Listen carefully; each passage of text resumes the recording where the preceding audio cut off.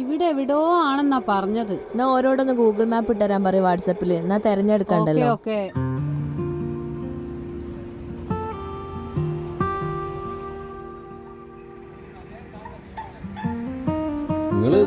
മത്തി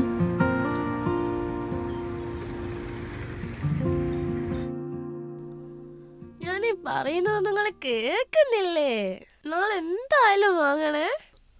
നിങ്ങളൊന്ന് അച്ഛനെ വിളിച്ച് പറ. ഒന്ന് മിണ്ടാതിരിക്കും പെണ്ണേ. എന്നോട് കിടന്ന് മോങ്ങിയിട്ട് ഒരു കാര്യമില്ല. ഈ അച്ഛനോട് പോയി പറ. ഇവിടെ അച്ഛനല്ലേ വരുമാനക്കാരനെ. ഒരു കമ്പ്യൂട്ടർ പോലും ക്ലാസ്സിൽ എല്ലാവർക്കും ഉണ്ട്, എനിക്ക് മാത്രമേ ഇല്ലാത്തുള്ളൂ. നിങ്ങളൊന്ന് അച്ഛനെ വിളിച്ച് ചോദിക്കേ. ഇനിയിപ്പോൾ അതിൻ്റെ ഒരു കുറവും കൂടിയുള്ളൂ പെണ്ണിന്.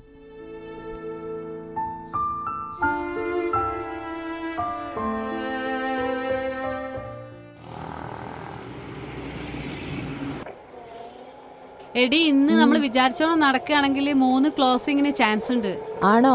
എന്റെ പ്ലാനൊക്കെ നാളെയാ. ആണോ?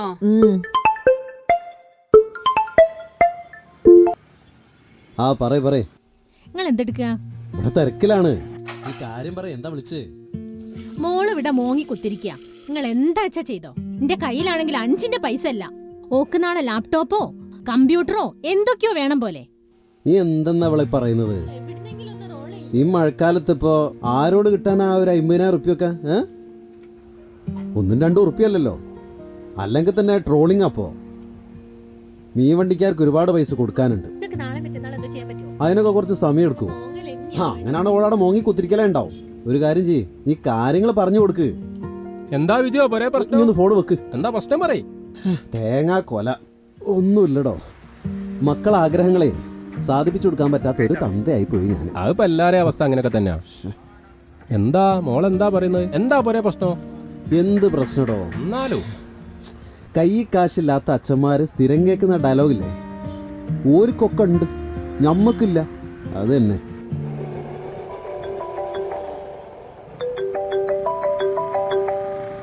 വിജയേട്ടനാണല്ലോ. ഹലോ വിജയേട്ടാ. ഹലോ മാഡം, വിജയാണ്. മനസ്സിലായി. ഞമ്മക്കിപ്പോളേ ഒരു 50,000 റുപ്യ വായ്പ തരും നിങ്ങള്. എന്ത് പറ്റി? പോരേൽ അത്യാവശ്യമായിട്ടാ. നിങ്ങളല്ലേ നമ്മളെ ജോയിൻ ചെയ്യിപ്പിച്ചത്. നിങ്ങളൊക്കെ വലിയ ബിസിനസ്സുകാരല്ലേ? അതെ, നല്ല ബിസിനസ്സുകാരാണ്. നിങ്ങളും ആണല്ലോ. അതെ. നിങ്ങൾ വെറുതെ ഒന്ന് നിങ്ങളെ വാലറ്റ് ഒന്ന് വെറുതെ ചെക്ക് ചെയ്ത് നോക്കിയേ. അതിലൊക്കെ നല്ലോണം ബിസിനസ് നടക്കുന്നുണ്ട് നിങ്ങളെ അണ്ടറിലൊക്കെ. അതിൽ ക്യാഷ് ഇല്ല എങ്കിൽ, വാലറ്റിൽ ക്യാഷ് വന്ന് കിടക്കുന്നില്ലെങ്കിൽ 100% ക്യാഷ് തരും ഉറപ്പായിട്ടോ. നിങ്ങളൊന്ന് ചെക്ക് ചെയ്ത് നോക്കിയിട്ട് ഒന്ന് തന്നെ വിളിക്ക്. ഞാനൊന്ന് നോക്കട്ടെ.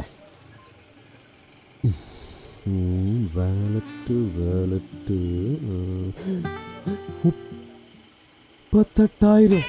സുനിയേ പോയോ? എന്റെ ട്രോളിയോമാരൊക്കെ അവിടെ പോയി. മജീദ് കാ, സലീമേ, കിട്ടി 38,000. ഇവരൊക്കെ എവിടെ പോയി? ആരുമില്ല ഇവിടെ. മജീദ് കാ, കിട്ടി. ഇപ്പം ഷോസ് ചെയ്യും, ബഡായി ബംഗ്ലാവ് ചെയ്യും.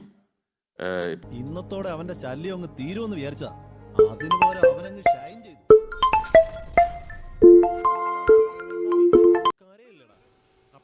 മോളെ, മോളെ ഏത് കമ്പനിയുടെ ലാപ്ടോപ്പ് ആയിരുന്നു വേണമെന്ന് പറഞ്ഞേ? വേഗം പറ. എനിക്ക് ഡെല്ലിന്റെ മതി. ആണോ? നമുക്ക് നാളെ തന്നെ വാങ്ങിയാലോ? എന്താണ് അഭിപ്രായം? ശരിക്കും? സത്യോ? അച്ഛനല്ലേ പറയുന്നത്. താങ്ക് യു അച്ഛാ. എന്നാ അമ്മനോടും പറയേ. ശരി. എന്നാ ശരി. അമ്മേ, എന്തിനാണ് പെണ്ണെങ്ങനെ കാറുന്നത്? നിങ്ങളല്ലേ അച്ഛനെ വലിയ കുറ്റം പറഞ്ഞത്. ഇപ്പൊ ഇക്കൊരാവശ്യം വന്നപ്പോ അച്ഛൻ തന്നെ വേണ്ടി വന്നില്ലേ? നിങ്ങൾ കുറ്റം പറഞ്ഞ ഫെറോബത്തെ പൈസ കൊണ്ട് എനിക്ക് അച്ഛൻ ലാപ്ടോപ്പ് വാങ്ങി തരുന്നത്. കണ്ടില്ലേ, രണ്ടറ്റവും കൂട്ടിയും കിഴിച്ചും പോകുന്ന ഒരു കണക്ക് തന്നെയാണ് സാധാരണക്കാരന്റെ ജീവിതം. ഫെറോബൈ കൂടെയുണ്ടെങ്കിൽ വിദൂര സ്വപ്നങ്ങൾ അരികത്ത് പറന്നിറങ്ങും.